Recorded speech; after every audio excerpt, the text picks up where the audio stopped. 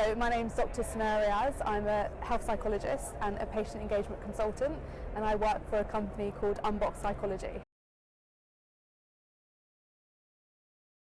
So Unboxed Psychology was launched last year in September, and it was after working in the space for 14 years, focusing on patient engagement healthcare agency, so looking at strategic insights and seeing how we can really improve patients' experiences from a psychological perspective, focusing on the different health-psych models and theories and looking at building those into patient engagement, focusing heavily on the psychological well-being of families and participants and anyone really that are being exposed to diagnosis and treatment and are entering a journey. So the Unbox is very much around unboxing psychological principles through any type of interaction or engagement that healthcare professionals or pharma or biotech might have with those living with health conditions.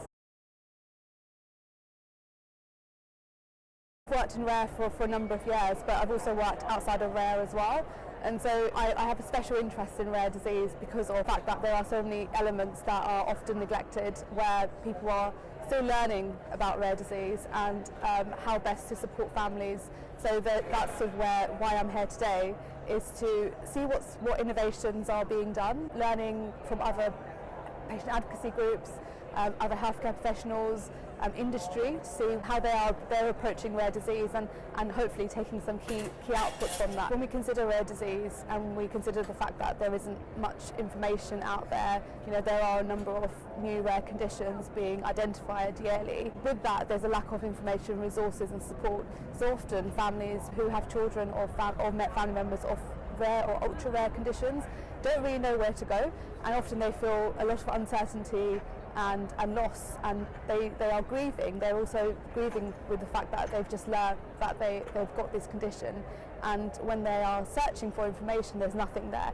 So you'll see traditionally a lot of rare disease families start to build out advocacy groups themselves because they know there's nothing there, just to establish a benchmark. With that comes with anxiety, it comes with unpredictability, it comes with low mood and depression, and families are coping with that, but yet they're also trying to be very solution focused and trying to help their loved ones navigate through this. And so mental health and psychological well-being is often shelved. It's not always prioritised because the practicalities are prioritised. How can I get the information, how can I get treatment or some type of support to enable a better quality of life. When we don't focus so much on our emotional well-being, it starts to have a burden, and you start to see how behaviours change, so individual behaviours, how people are interacting then. People become self-isolated, they start to get frustrated quicker, the family dynamics change, and so how you might be interacting with your partner, your role becomes different.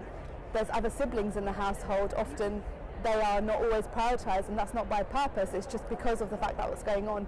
So there's sibling impact as well. So there's lots of different aspects that support can be really sort of interplayed within that, but one of the things that I champion is very much around, yes, practicalities is important, but actually well-being and quality of life and mental health is absolutely important as well, and that should be prioritised when it comes to supporting rare disease families. One of the other areas is around clinical trial retention and engagement, and when we look at mental health and well-being, again, the practicalities of being on trial is why would families not involve their child onto a clinical trial because there's potential of treatment, but actually the narrative doesn't work that way.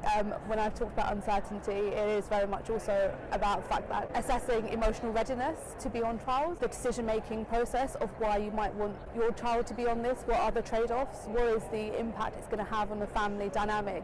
So such assumptions are often made by trial coordinators or researchers that everyone's going to jump on the bandwagon and join a trial, but actually spending a little bit more time and really understanding some of those unmet needs and some of those areas that families are worried about or concerned about, whether it's logistical burden, whether it's education and information about what's expected of them and their child. Spending time just really onboarding people and doing their psychological assessments of their well-being, and really seeing how trial coordinators can really support that before people make decisions around going on to trials. Because if you do that at the start, then likely the retention on trials will increase and dropouts will decrease. And so this is often overlooked, and so I emphasise that, spend time doing that.